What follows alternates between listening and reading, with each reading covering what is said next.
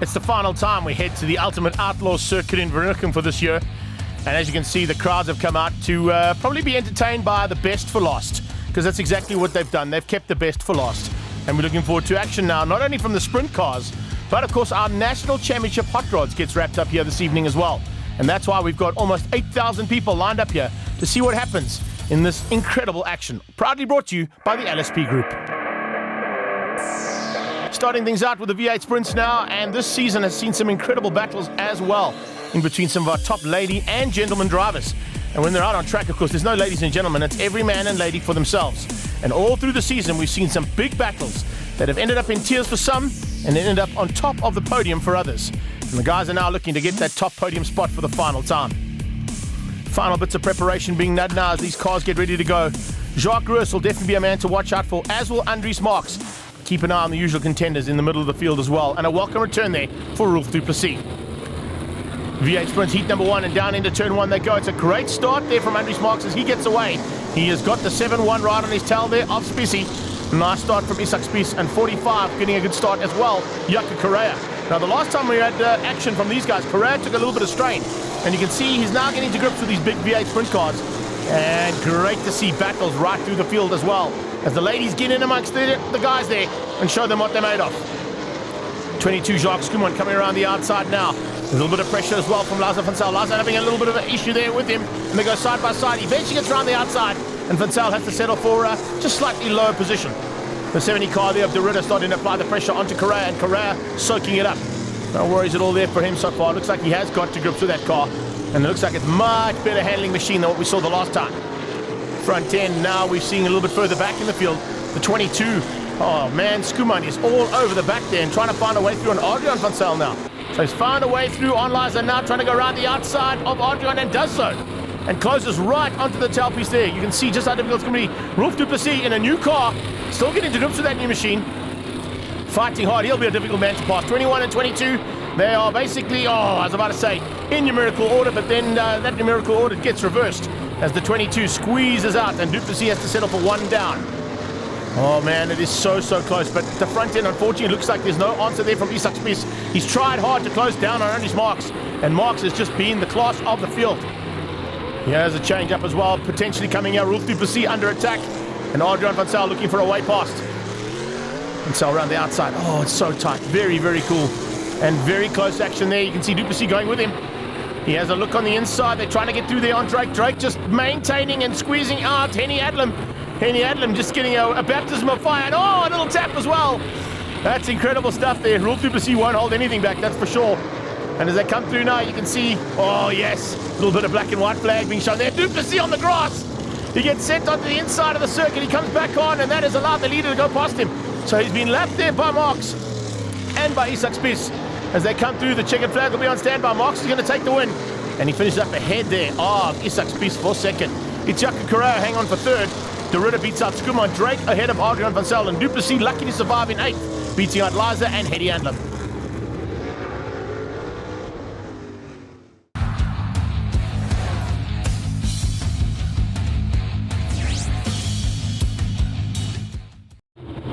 Kick straight into the evening now with heat number 2, and on the front of the grid it is all about the 2-2 of Jacques Schoeman. Now Jacques Schoeman hasn't really been involved with the front end for a while. He's side by side there with Rolf du Plessis, and du Plessis knows what to do when he's at the front end of a race. You can see he's already applying the pressure, trying to find a way through there on Schoeman. Look at Correa trying to find through there on Drake. He goes on the high line. Drake holds that inside line. Correa goes wide, tries to get the power down. He's got a good drive out of turn 3 and 4, and as he comes across the line, so close. Very tight stuff, but eventually Correa squeezes out Eddie Drake, and Drake falls back. He's now onto the clutches of Liza van Zyl, and Liza has so close between the two of them. There's a little touch between the two of them, but it was enough just to keep the two cars on the circuit. Unfortunately, no answer there as Correa goes around the outside. Liza has to settle for 4th place now as Correa goes on the hunt for the front end of the field. He's trying to close down on the top 2 at this stage, and Rolf du Plessis looks like he might be in for a bit of a win here. Jacques Schoeman and him fighting hard. The 0 car of Roos with some problems, smoking as he comes out of 3 and 4. Oh, not a good start there. There's definitely an issue on that car. It looks like he might have to pull to the sideline. Yes, that's him out. Jacques Roos, one of our championship contenders, definitely out of this one. That's not the way you want to be ending off your season, that is for sure, particularly in heat number 2. Spiss dives on the inside, behind Eddie Drake and just up ahead of DeRidder. DeRidder had to try and close the door, just opened it up, and unfortunately there, looks like Drake's done the same thing. Spiss looks on the inside, he had a look there was a door open, just couldn't get the wheels in. Spissy now trying different lines, trying to find a way around the outside. Can he do that? No, he can't. Drake holds that inside line. Spiss, late on the brakes, rolls around the outside, climbs on the power, and he's got through. Brilliant bit of driving there from Isak Spiss, using that track knowledge and also the experience he's got behind that wheel. Now looks like Drake could be in the... Yeah, Drake's had a problem. Drake loses out almost instantaneously to Pierre DeRidder. Out the front though, it's Rolf du Plessis. Second and third is this battle. 22 fighting hard there. Jacques Schoeman and Adrian van Zyl. Schoeman just maintaining a wide car, not allowing van Zyl any opportunities. And it looks like he's going to remain the same there for the top three. 71 and 17. Opposite numbers now, fighting hard, and great late braking there from Spiss, allows him to squeeze through and get ahead. So we got a bit of a change up there. Adrian van Zyl in third place. Looks like the fourth place could be Jakob Correa, and is that going to be Spiss in fifth? We'll wait and see. Looks like there's a bit of problems here as well for Liza as she tries to contend with the 70 car of Pierre DeRidder. DeRidder trying to make her life difficult. Liza forcing him onto the high line. They're all going to have to go high to get round. And eventually just gets through there, but oh no, coming straight back and giving a little bit of thump there. The LSP car showing exactly what she's made of and not afraid to rub it with the boys. Great job there from Van Zyl. So as they come into the closing stages now, it is going to be Rolf du Plessis who makes a welcome return to V8 Sprints and to the top of the podium again for heat number 2. Taking the win ahead of Jacques Schoeman. Van Zyl in third place. Beats out Jakob Correa and Andries Marks. Isak Spiss eventually had to settle for 6th ahead of DeRidder, Van Zyl, Drake and Adlam. I've got a new motor now in my car and the car's running much better. So yeah, I'm getting forward. Yeah, it went very well. Can only go better. The temperature is playing well together, and I think the finals will be interesting. The car is very good.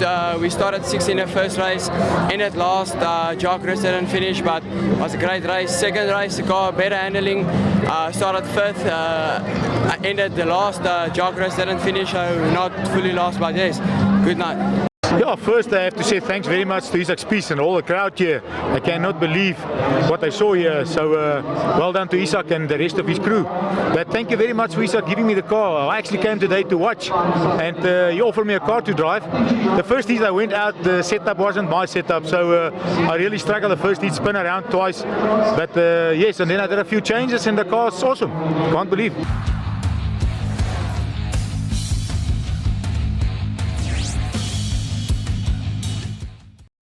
One of the biggest changes you'll see with du Plessis' car is the number 21 as opposed to his normal number 22, and that's because Jacques Schoeman has run the whole season with 22 on it, so that's definitely a change that would affect him.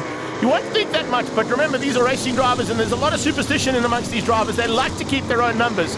So with Rolf du Plessis having to settle for 21, let's see if he can make that 21 a number 1 by the end of this third and final heat. Good start there from the 0 car of Ruus. Much better start from him this time. Let's see if we can keep it all together now as they get into the mid. Oh, and in the mid pack, he's starting to spark things up as he goes on the attack there with Rolf du Plessis. Ruus and du Plessis have gone at this a couple of times in the past, so they'll definitely know exactly what to do to ensure that they can keep each other out, and that's exactly what Rolf is trying to do. At the same time, he's also trying to find a way through there on Adrian van Zyl just ahead of him. From the back, DeRidder starts to apply the pressure, so we've got 4 cars fighting for potentially 4th place on track at the moment. A little bit of a mistake, Ruus runs wide. I think Ruus has got a problem. Ruus's problem has come back to haunt him again, and he's going to have to pull to the inside of the circuit and out of harm's way. What a pity there for Jacques Ruus. He's had an incredible season. And now it's all about Andries Marks, as Mark looks to get away here and just seal the deal. Look at the gap he's got over 2nd and 3rd, and the reason it's such a big gap is that 2nd, 3rd and 4th place are fighting so hard. Spiss on the tail there of the 22 of Schoeman, and Schoeman just losing a little bit of ground there to Jakob Correa. He closes back up under braking for turn 1 and 2. As they come out of 1 and 2, they head down that back straight now, and Correa just seems to have a little bit extra squirt. I think Spiss has got the same amount of squirt there as well, and the available power, but it's to try and get it down and to find an inside line. He's going for it. He has a big look on the inside there. Schoeman shuts the door. So tight between these guys. Brilliant stuff though. And now as they come through, Eddie Drake gets lapped in the closing stages, and there's a little bit of sideways action from the number 8, Andries Marks, celebrating the victory with a bit of showboating. Love that. That's the way to do it. He comes ahead, and beats out Jacques Correa, Jacques Skumon and Isak Spies, with Vansel, Duplessis, Laza Vansel and Eddie Drake making up the top 8. Total championship point standings, and that's why he was getting a little bit animated out there. Andries Marks takes the win and the championship and beats out Isak Spies, Adrian Vansel and Liza Vansel in the top 4, with Pierre de Ridder there in 5th. Join us after the break as we get into the final nationals of the Hot Rod Tour.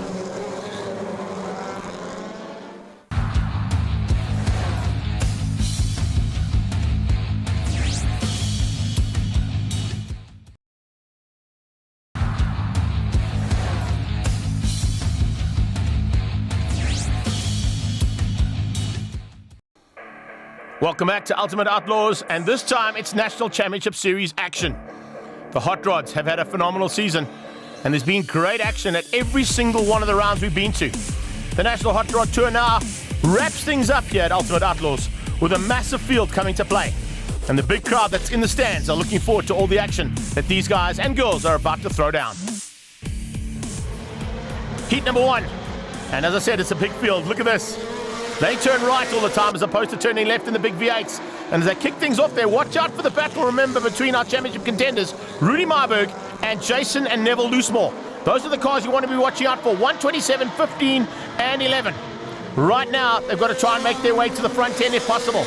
And you can see just how difficult that's going to be with so many cars to play with. It's not too bad now, but the traffic will get worse and worse as they start to come in amongst those back markers. And those back markers are pushing just as hard, if not harder, to try and make their way through. I am backing to pick up on the 15 and 11 cars there of the Loosemores. It looks like Marburg has already started to make his way to the front end and sits in 2nd place. Look out for both the Loosemore boys coming through to try and get up there as well. They cannot afford to give any room to Rudy Marburg. He will make them rue the day, and they're going to have to fight from the back. Nice little battle there, as you can see, Sifari up the front end as well.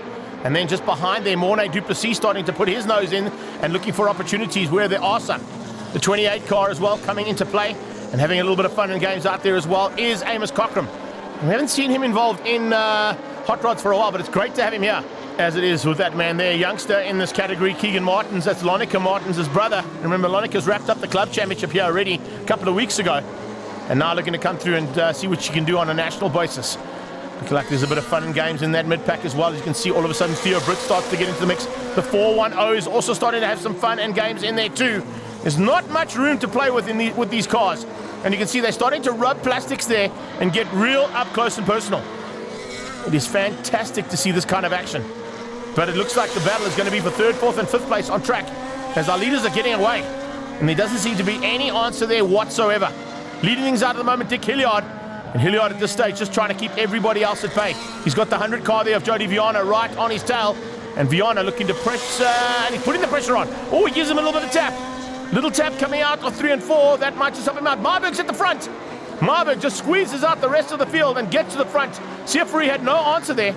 And somebody called 911 because the 7 car's gone missing on the sideline there. As you see the 911 car coming through. James Burter on the sideline. But 911 applying massive pressure now. And you can see Jacques Marais certainly means business. That top 3 are having an epic battle. But how's this? 2, 4, 6, 8, 10 cars fighting for 4th. And that's what it's all about at National Championship level finals. Oh, a bit of sideways action and a big flame coming out of that car as well. Looks like we're going to see some big action there from Rolf Nell as he starts to come in there and tries to find a way on the inside. Can't find it just yet. Dierwald Rus keeping it at bay. Look out as all of a sudden our usual contenders start to come into play as well. And now we're going to see some fun and games as Tolly Goosen gets into that pack. We've got change of surface flag as well being shown, so might be a little bit of slippery substance somewhere on the track. They're going to have to watch out for that. Marburg's not too worried about it. He just keeps the pedal to the metal and tries to get it out of the way. Problems there for the 26 car of Lonica Martins. Didn't quite recognize that car, actually, black and white, when she's been running Dayglow colors all season long. Keegan's just gone past on her, so brother ahead of sister there as we're getting into the closing stages. It's been a great battle here for the first heat, and it's going to just set the cat amongst the pigeons here in terms of this championship. The problem is that both the Loosemore boys have had a dismal start to the evening, and Neville and Jason are losing ground big time as Marburg takes the win ahead of Siafuri, Jacques Marais, and Manus Duplessis. It's Amos Cockram who finishes in 5th ahead of Bridges, Goosen, Ruus, Vitamin, and Butti van Tonda comes through for 10th.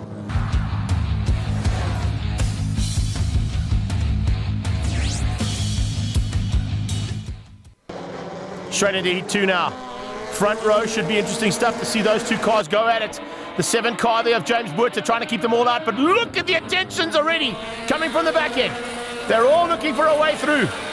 The one car we got to watch out for is that 127. 128 at this point, Neil Buerters is second, and he's looking for a way through early on. Trying to put the pressure on right from the word go. Just behind him, you can see Loosemore is in this one now. And Jason Loosemore and Neville Loosemore need to make up amends and make amends big time here. Otherwise, there's going to be some big problems. They're really going to battle here.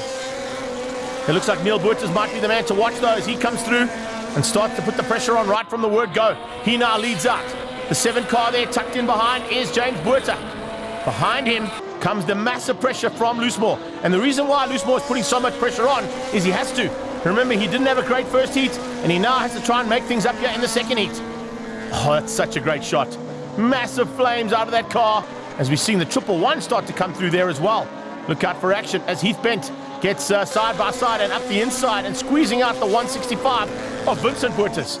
Buerters losing a bit of ground now. In the early evening, you can see those big flames starting to fly at the side of the car. It's such a great shot when you get those in your shot, and you can see those cars working this hard. Loosemore now going for second. Dives on the inside. Can he get through? Yes, he can. And in fact, he's bringing Neville along for the ride. So both Jason and Neville Loosemore now up into second and third. They're going to try and find a way to close down on the 128 of Neil Buerters. But I think Buerters has done enough here. And in these closing stages, I don't think there's going to be an answer there for Neil Buerters' pace. Loosemore and Loosemore are going to have to settle for second and third. The flag is out and 128 takes the victory. So it is Neil Buerters who takes the honours across the line. A great drive from Jason and Neville to finish second and third and regain some points with Heath Bent and Jacques Marais, your top 5. Great effort from the rest of that top 10 as well. But no sign of our championship rivalry. And he was at the front end of the first one, Rudy Marburg. Join us after the break for some more action from the National Hot Rod Tour.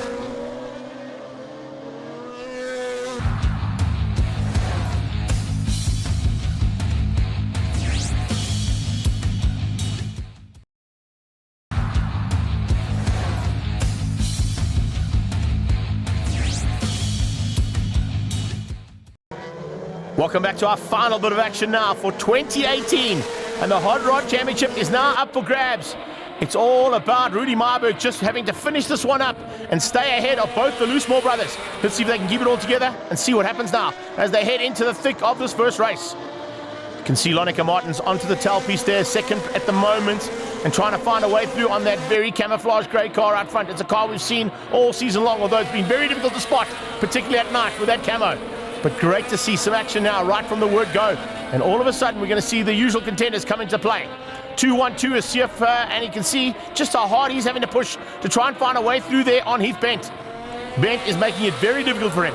And Bent is also making it very difficult for the car just ahead of him as he applies the pressure. The 17 car hasn't had really a great evening tonight, but Andries du Preez has had a fantastic season as he has Loosemore around his outside and up into 4th place there for Loosemore. Is that going to be enough, though? Where is Rudy Marburg? We've been watching for him. Oh, there's a spinner. That is Loosemore. Loosemore and du Preez coming together. Championship contender is spinning out of this race and potentially out of it. Can he get it going? Cars trying to avoid the action there. There's waves, flags all the time. He's lost a lap. He's lost almost 2 laps now. The leaders have gone through on him. And Loosemore's in trouble.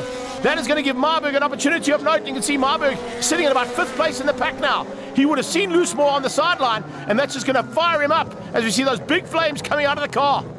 Full course caution now as they go out there. Marburg, well, he's allowed to go past the slower cars. He just can't overtake the cars he was battling with. But you can see now it's up to Neville Loosemore to try and spoil the day there for our potential champion, Rudy Marburg.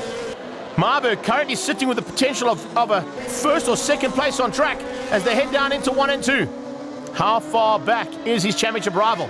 Has Jason Loosemore been able to get going again? I think he might have, but it doesn't mean it's going to be an easy task for him. He's got to come from about 16th place on track to try and make up at least 9 positions to catch the man up front. Fortunately, though, he's got 1 more heat to do that in. The 3rd heat is taken by Sief. Marburg comes through in 2nd. Ideally placed there, potentially to take on this championship. But Loosemore is right there. How far back did his brother finish up? Down in 9th place. And that's what we need to be watching out for. Jason and Neville Loosemore and Rudy Marburg now in the final. Very much happy. I mean, our season hasn't started as well because it's a new car we built beginning of the year, so we had a bit of teething problems, engine failures at the first leg in Pretoria, so we were behind on points. Then we went to Richards Bay, we qualified pole, had a good night. We went to Polokwane, qualified pole, won the night. The Rock, we were in it for the championship again, and then we had an engine failure again, and we worked hard and we came back tonight and we put it on pole with a new lap record, a second in Heat 1, a first in Heat 2. Let's hope it stays together for the final. Yeah, new car. We didn't expect much, just to be up there. And funny enough, this car's actually going very well, much faster than the Clio. So yeah, I'm enjoying the night though.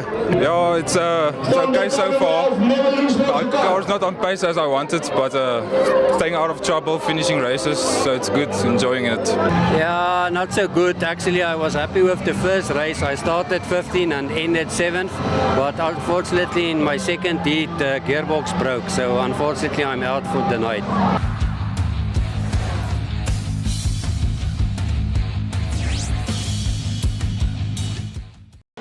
So here we go, championship decider, and oh, could you ask for a better start there from Marburg? He's on the outside, tucked in, and looks like he's going to go into second place there. He's going to be watching those rearview mirrors and looking out for the 15 and the 11 car. They currently sit in 5th and 7th place respectively, and you can see they're under a bit of threat there to get through. It's up to Jay and Neville to get through and attack Rudy Marburg. There's only one way they can win this championship. They've got to beat him and hope that something goes wrong with his car. Right now, that doesn't seem to be the option on that Honda-powered machine out front. And Rudy Marburg is doing everything right in that 127 machine as he pulls away at the front end. Bit of chopping and changing there for 3, 4, 5, and 6th place. As you can see, as always in this racing, no worries and no holds barred. And Cockram is certainly a cat amongst the pigeons here. Not a usual contender in this category, but certainly a welcome return for him. And he's definitely throwing in amongst those usual contenders and showing that he's got potential to run at the front. Heath Bent is keeping him at bay right now. Hilliard going at it with a 911 car. And you can see just how difficult it is for Jacques Marais to try and squeeze up there. The N4 machine dives on the inside and finds a way through. Right on his tail comes along WF Wiedemann. And Wiedemann looking for a way through as they get into the thick of it. Oh, Cockram has been spun out there. Loosemore giving Cockram a little bit of extra help around turn 1 and 2. He managed to catch it on the grass and comes back on track, but he's lost about 10 positions. So Cockram with some big race action and then straight into it again. Oh, lovely stuff. Butti van Tonda showing Cockram that he's welcome here, but he has to fight hard. The flag is out and Siefuri will take the final victory of the season. But Rudy Marburg is going to come through for second place and wrap up the National Hot Rod Championship. Marnus du Plessis ahead of Jason Loosemore, Neil Buertes and Heath Bent, with Loosemore, Viana, Marais and Wiedemann your top 10. Final championship positions as well. It's Marburg up front. The Loosemores have to settle for second and third, ahead of Siefuri, Neil Buertes and Amos Cockram. Dupree, Heath Bent and Marnus du Plessis beating out Dick Hilliard. But what an awesome season we've had. And from the Ultimate Outlaws team and the LSP group, we wish all our fans and friends a very happy festive season.